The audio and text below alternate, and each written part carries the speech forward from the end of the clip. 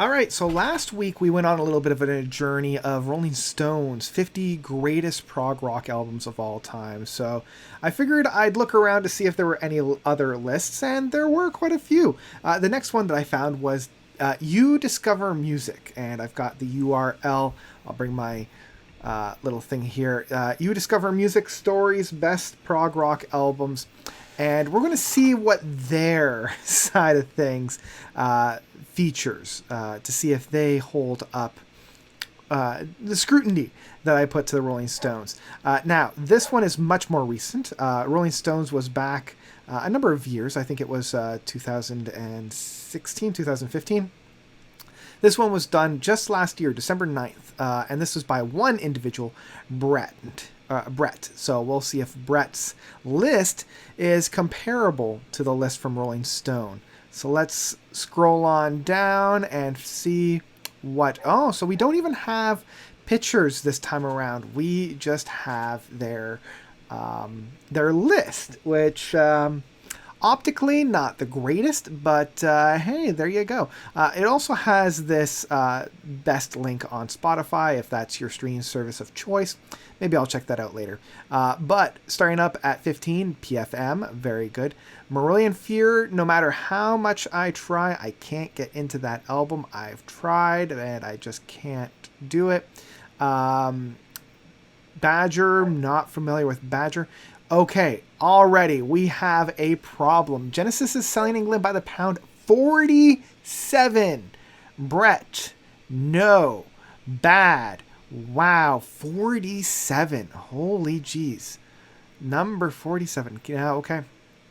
Procol Harum, sure. Exotic Birds and Fruits. This entire time I'm going to be like, well, it's what is this doing here? Already, holy jeez, look at all these. Okay, so 45, Marillion, Misplaced Childhood, and Clutching at Straws. That's a little bit of a cop-out having both of them on here. At number 45, I think he's kind of bending his own rules here. Russia's Hemispheres at 44, and Yes's Tales of Topographic Ocean at number 43. Yeah, already this is some spicy lists already. Holy jeez. Camel's Mirage at 42. Supertramp's Crime of the Century, 41. So you're seeing some crossovers and some, like, you know, comparisons here. A lot of the albums we saw from the last one, although Tales, I am glad to see on this one. It wasn't on Rolling Stones, but wow, at 43. Not too happy about that. Lark's Tongue and Aspect at number 40. See, I would agree to that placement. But Jethro Tull's Aqualung, we actually didn't see that on here.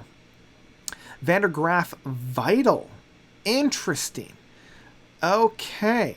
Recorded live at the Marquee in London during a season of punk, and it sounds that way. Most ferocious performance of the Prog band. Stands as an album of its own. Vital. I don't recall Vital. I'll have to double check that one. Discipline, sure. Queensryche, Operation Mindcrime, I agree. You know, I think that it does need to be on more prog rock, like, bests of. In many ways, you know, it kind of rejuvenized and kind of kickstarted the whole prog metal movement in many ways. Genesis's Foxtrot. Wow, already these are so far up on the list. Foxtrot, Brain Salad Surgery, Permanent Waves, and Amarok. Although I will say, Amarok wasn't actually featured on the Rolling Stones one, so at least we're getting some, you know, really good, more deeper cuts within the prog sphere. So at least I'll give them credit to that. But Foxtrot and Brain Salad Surgery not even breaking the top 25, not even breaking the top 10. But I mean, it's south of the halfway mark. Holy jeez. Genesis's Wind and Wuthering. I mean, yeah, but why is that above Selling England? I'm just going to be thinking about that with every other thing that we have on here. Okay, now see, that's better. Number 30, Dark Side of the Moon. Last week, Dark Side of the Moon made it at number 1. Number 1 as Rolling Stone's best progressive rock album. But Gentle Giant freehand, glad to see the freehand on here. Transatlantic's Whirlwind, I'm glad to see this one on it. It wasn't on the other list. In fact, the only ones that we had more modern, there was Tools Lateralis, there was Blackwater Park, and there was Scenes from a Memory, and Fear of a Blank Planet. But yeah, not a whole lot of contemporary stuff. And so far, it's been pretty, a lot of stuff from the early days, within the 70s. So now we're finally starting to get a little bit from the newer side of things. Yes, it's Fragile. There's another one, Fear of a Blank Planet, that we had mentioned before. Okay, now we're coming into the top 25, second half of this list. Argent in Deep, not too familiar with that one. Can't say too much about that. Tangerine Dream's Encore. Interesting pick for Tangerine Dream.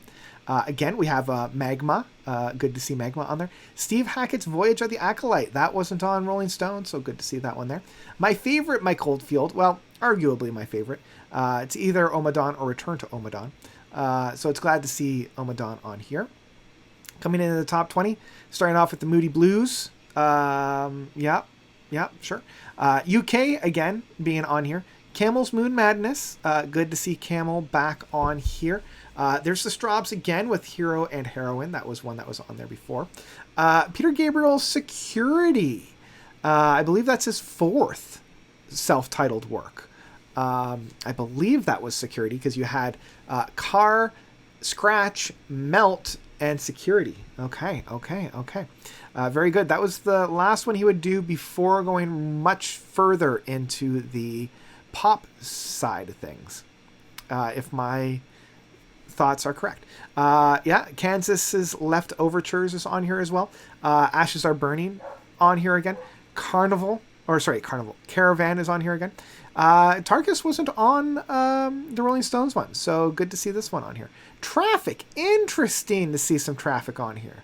Okay, not sure if I completely agree with that, but it's good to see it on here. Okay, top 10, here we go.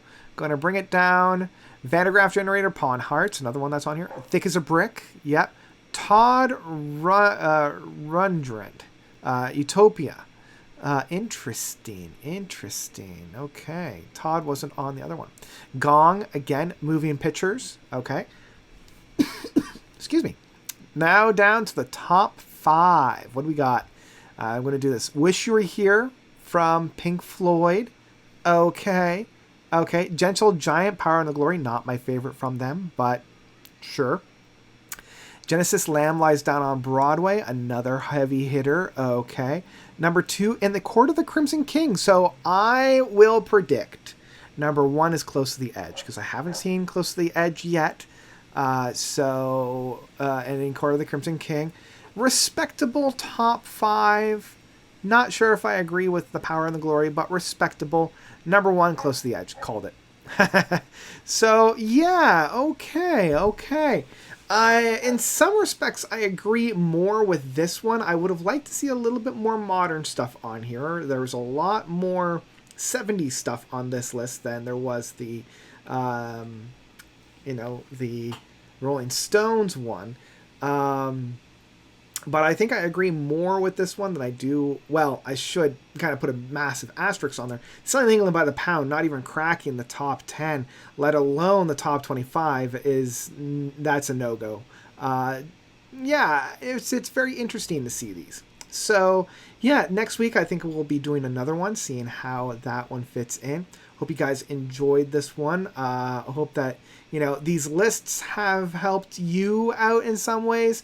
And yeah, I've been having a little bit of fun diving into this. So, I think that's all I've got for you guys today. Thank you all so much for watching. As always, you guys are definitely the best. And until next time, notes out.